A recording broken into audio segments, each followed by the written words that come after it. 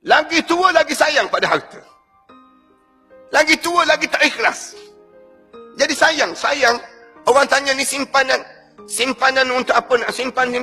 Simpanan untuk hari tua, Ustaz. Dia sebut. Padahal dia dah tua dah. Hari tua dah ni. Gitu. Ni dah tua dah. Sekarang dah tua dah. Nak simpan waktu mana lagi? Tua bila lagi? Kan ada orang kata simpanan untuk hari tua.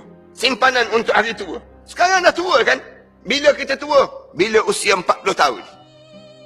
Start daripada usia 40 tahun, kita dah menjadi usia tua. Kita jangan ingat, bila usia 40 tahun, baru nak mula hidup, tak? Bukan. Ni pepatah orang barat. Orang barat dia kata, umur 40, baru bermula hidup. Dalam Islam tak. Kamu dah usia 40, kamu dah usia tua. Tua sampai bila usia kita tua? Dalam hadis Rasulullah sebut, start daripada 40, sampai pada usia 70 tahun. Ni usia tua. Lepas pada usia 70 tahun, kamu sudah tidak dianggap tua lagi. Tetapi kamu dianggap tua bangka, dipanggil demikian. Dipanggil demikian. Kamu sudah tidak dianggap tua lagi. Kamu dah lebih dah. Dalam kitab dia sebut demikian. Maknanya kalau usia kita lebih pada 70 tahun, maknanya kamu dah bangka dah. Allah dah bagi dah lebih dah nikmat dalam hidup.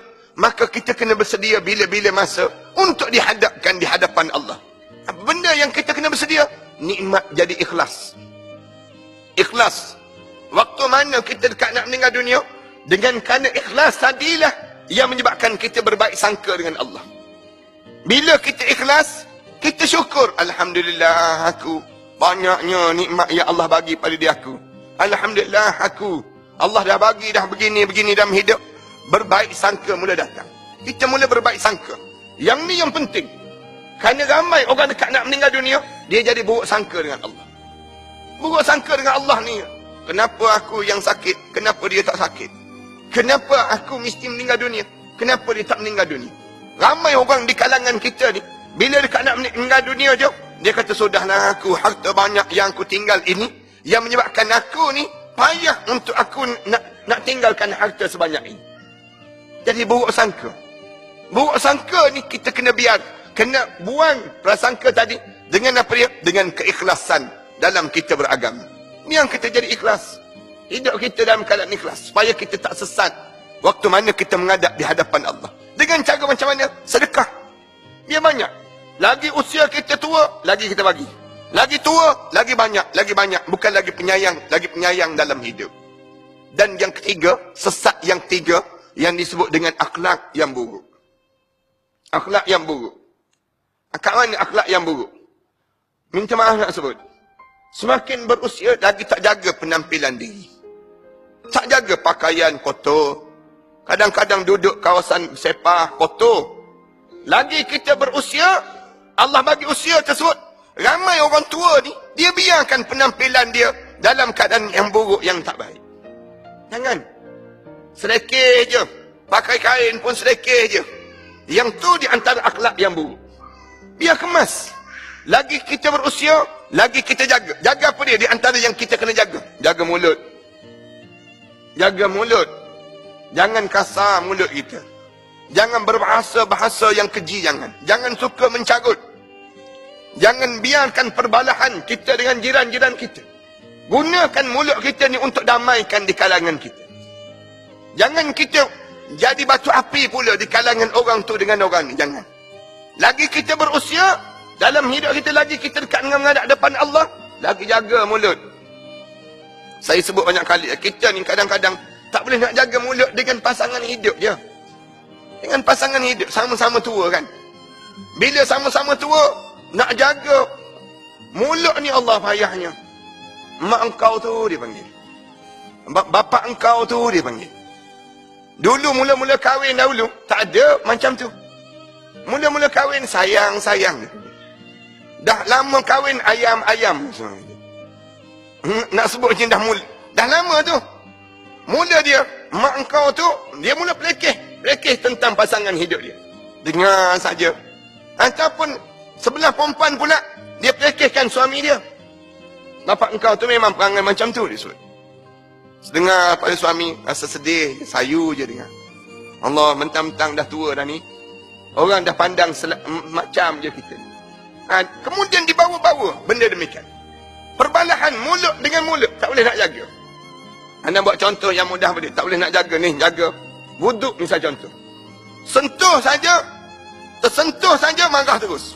Allah, tak nampak ke? Mata buta ke? Letak kat kaki ke mata? Marah terus, padahal sentuh je. Janganlah nak berkelahi. Yang dalam bab yang sebegini, suami isteri kan dah tersentuh, pergilah ambil wuduk balik. Ambil wuduk balik. Batal air semayang tadi? Ya, batal air semayang. Tapi jangan kita rasa penat. Kita kena rasa nikmat. Alhamdulillah, aku ambil lagi wuduk. Tak apa, yang tadi batal dah ada pahala dah. Allah bagi. Pahala lagi Allah bagi. Lapangkan dada kita. Ni tak. Bila ambil wuduk je pergi jauh. 1 kilo. Jangan dekat. Sentuh siap. Jauh je. Oh, dah lama kahwin tu, dia panggil. Dah lama kahwin. Dulu mula-mula kahwin dahulu pantang sentuh, dia panggil.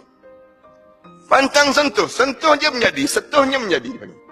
Dah lama kahwin ni tak boleh dah. Dia mula jadi mulut, jadi kasar terus. Mulut tolong jaga. Jangan cakap banyak tentang dunia. Jangan banyak mengira harta. Tetapi banyakkan mengira akhirat. Bila semakin berusia, jaga mulut. Yang tak boleh jaga mulut, tolong jaga jari. Tulisan-tulisan, SMS, WhatsApp. Orang-orang muda tolong jaga akhlak ni. Jaga jari. Jaga tulisan-tulisan. Jangan sampai tulisan mencaci maki para alim ulama. Jangan sampai peringkat kita hilang akhlak. Bila kita mati, rosak akhlak, kita tak mampu nak mengucap. Bila kita tak mampu nak mengucap, ia menyebabkan kita berburuk sangka dengan Allah. Na'udzubillah min dzalik. Kenapa dia? Kerana kita hilang keikhlasan di saat yang sedemikian rupa. Nikmat yang besar pada kita, nikmat yang keempat, nikmat ikhlas, dan nikmat yang terakhir yang patut kita rasa syukur sangat dalam hidup kita, nikmat kita dapat yang disebut dengan radhiyallahu anhum wa radu'an, nikmat keredaan Allah. Allah mula menurunkan rahmatnya. Bila kita dekat nak meninggal dunia, kita boleh mengucap, Allah tak adalah nikmat yang paling besar. Adalah nikmat ini. Bila dekat nak meninggal dunia, kita boleh waras. Waras apa dia? Mulut kita tak terhenti-henti sebut Allah. Mulut kita ni. Sampai mulut kita ni boleh sebut La ilaha illallah Muhammad Rasulullah. Kita boleh nampak jalan kita yang kita nak menghadap depan Allah. Ini nikmat yang paling besar. Yang kita sedang menunggu nikmat ini. Sedang menunggu saat ini. Kalau Allah pilih kita untuk dapat nikmat ini, sampai dekat nak meninggal dunia, sampai Allah Subhanahu wa taala sebut, Ya ayyatuhan nafsul mutmainnah, irji'i ila rabbiki radiyatan mardiyah, fadkhuli fi ibadi, wadkhuli jannati. Maknanya, kita di kalangan hamba-hamba Allah, yang Allah redha pada kita, dan yang ni mesti kita dapat dalam hidup. Alhamdulillah, pada hari ini, tuan-tuan sedang menikmati nikmat yang ni. Nikmat keikhlasan dalam beragama. Dan kita tunggu satu lagi nikmat yang nak sampai pada diri kita ni. Setelah mana saya sebut nikmat-nikmat yang banyak tadi, kita sedang menunggu satu lagi nikmat yang Allah bagi pada kita.